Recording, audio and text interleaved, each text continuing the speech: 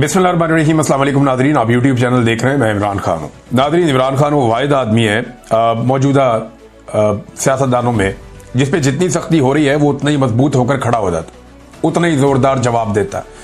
और ये जवाब इमरान खान साहब जो हैं पाकिस्तान की मिलिट्री एस्टेब्लिशमेंट को देते हैं। अब जो इमरान साहब का जो रिसेंट एक ट्वीट है उसको अगर आप पढ़े तो आपको आइडिया हो जाएगा कि ये तो ऐलान जंग है। ये तो इमरान खान साहब वो बातें कर रहे हैं जो नॉर्मली सियासतदान करने के बारे में सोचते भी नहीं है।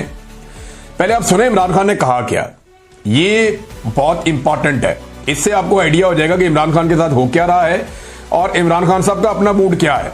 ये जितने लोग कहते हैं ना कि डील शील ये वो, हाँ ये जरूर है कि इमरान खान ये एस्टेब्लिशमेंट के साथ चाहते हैं कि बैठो बात करो, निकलो इसमें से, और ये जो आपका गंदा किरदार है इसको बंद करो। फिलहाल ये नजर आ रहा है, लेकिन इमरान खान साहब किसी से भी डील नहीं कर रहे फौज के साथ। डील करने वाला आदमी ऐसी जुबान इस्तेमाल नहीं करता।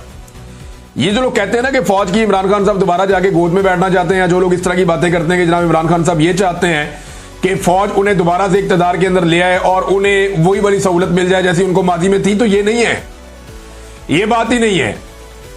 उसकी वजह ये स्टेटमेंट है। इस तरह की स्टेटमेंट देने वाला आदमी कभी भी दोबारा ऐसा नहीं है कि वो फौज से सहूलतकारी चाह रहा हो।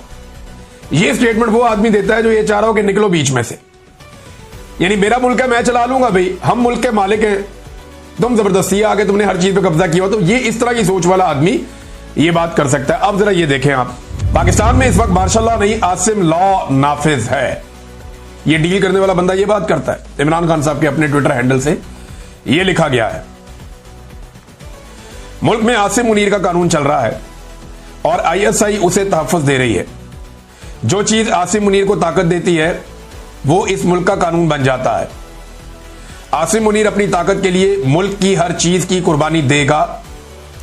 ये आर्मी चीफ फौज की बदनामी करवा रहा है जैसा कि याया खान ने किया था।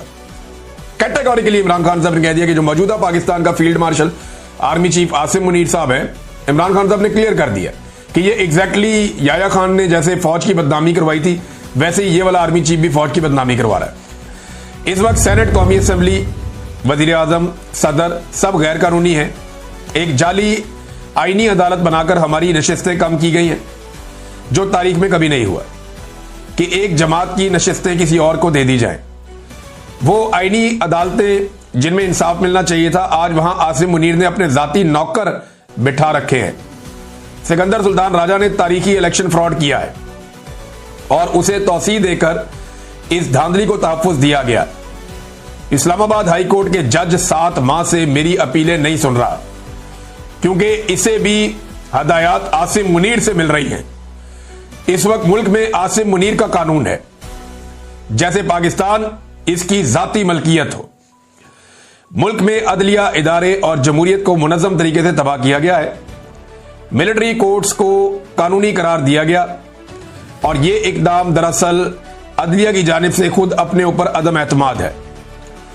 मेरी अहलिया बुशरा बीबी को बतौर हथियार इस्तेमाल करके मुझे तोड़ने की कोशिश की जा रही है, लेकिन मैं ये वाजे कर दूं, मैं मर जाऊंगा मगर कभी आसिम मुनीर की बादशाहत को तस्लीम नहीं करूंगा। मामला आसिम मुनीर का और इमरान खान का है जो इस ट्वीट से साबित हो रहा है। और ये मैं पहले भी कई दफा कह चुका हूं, हम ऑफ द रिकॉर्ड भी सहाफी आपस में बात करते हैं तो बात ये करते हैं कि एक आसिम मुनीर है, एक इमरान खान है, एक पाकिस्तान का सबसे बड़ा लीडर है और एक पाकिस्तान के सबसे ताकतवर ओहदे पे बैठा हुआ शख्स है। तो लड़ाई इनके बीच में चल रही है। ये बाकी सारे तो भेड़ बकरियां हैं बीच में, ये बाकी सारे तो लटरम पटरम है।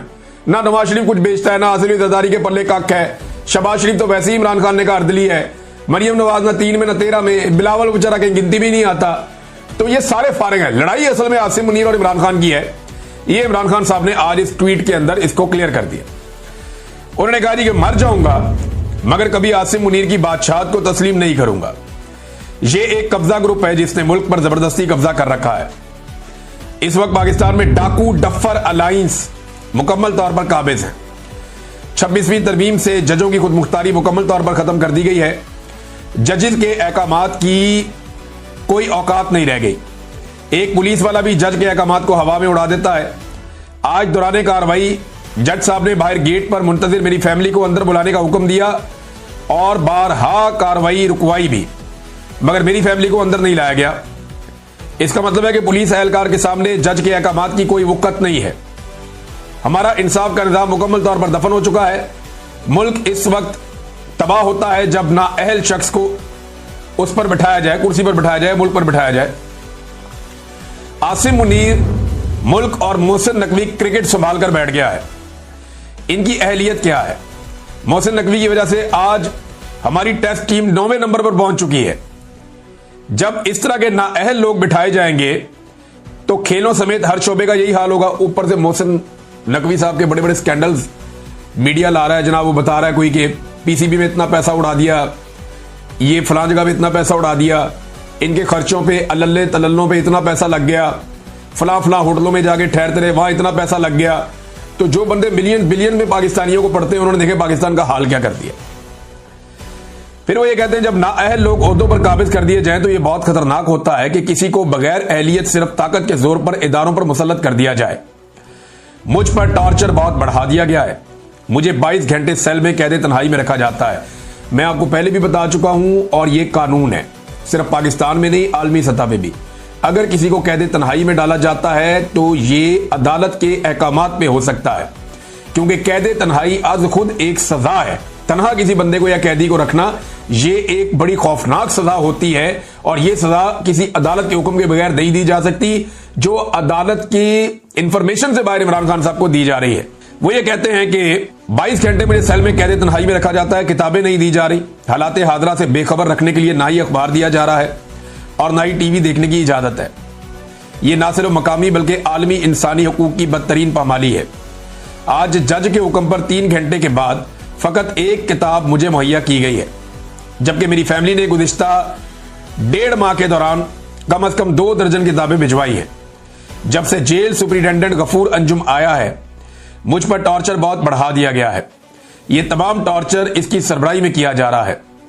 हम पाकिस्तान में अमन चाहते हैं। पाकिस्तान में इस वक्त जो भी अमन के साथ खड़ा है, अमन मार्च कर रहा है, हमें इसके साथ भरपूर यकजहती दिखानी चाहिए। आज 7 माह हो गए मुझे अपने बच्चों से बात नहीं करने दी गई है। ये उनका हक है कि वो अदालत में जाएं और मैंने खुद अपने बेटों को कहा है कि वो इंसानी हकूक की बुनियाद पर आलमी अदालत से रुजू करें। वो अमेरिका में किसी से मदद नहीं मांग रहे बल्कि अपने हकूक के लिए आवाज बुलंद कर रहे हैं। जब सदर ट्रंप की हुकूमत आई तब भी मैंने यही कहा था कि पाकिस्तान के फैसले पाकिस्तान में होंगे। ये बात मैं भी आपको बार बार कहता रहा हूं कि ये जरूर एक हुकूमत आई है और उसने दावा भी किया कि जनाब हम ये खत लिखने लगे हैं या हम वो फोन कर रहे हैं या हमने पैगाम पहुंचा दिया है। और ये चीजें उन्होंने ओवरसीज पाकिस्तानियों को, बड़े इंपॉर्टेंट और बड़े मोतबर लोग हैं जिनको बताई और उन्हें वो चीजें शेयर भी की। लेकिन उसके बाद पाकिस्तान की हुकूमत ने अच्छी डील मारी अमेरिका के साथ और बहुत सारा कुछ गिरवी रख के तो अपना गला छुड़वा लिया अमेरिका से कि जी इमरान खान को हमें अंदर रखने दें, हमारी मादनियात चाहिए आपको देंगे, हमारे कोई आपको मौक़िफ़ चाहिए वो आपको देंगे, आपके मुताबिक अपनी खारजा पॉलिसी बनाएं।